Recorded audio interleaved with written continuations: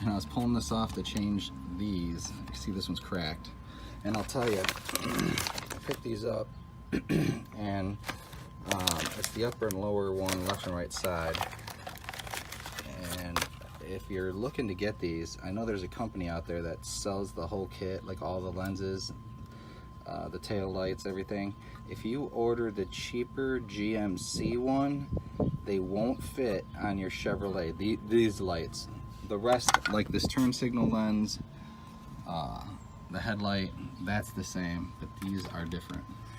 So just kind of heads up there. And I found this butt connector, it wasn't even crimped, so we're gonna cut this, hopefully get this light working. We'll see. Alright, so here we got Eagle Eyes GM156-000L. Not sure if it lost a zero there, but this is the lens for right up here. Top left side. I found the best way to get to this screws is just pull this back a little bit, use a ratcheting wrench, and we'll see what it looks like when we're done.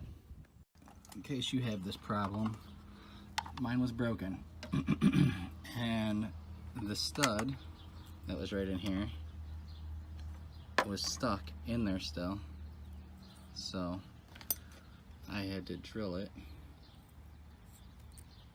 Now I just have to hold the plastic part, take this off, and we should be good to go. Put that back in. Well, thanks for watching my video. Here's a few of the pictures of after those lenses got replaced, and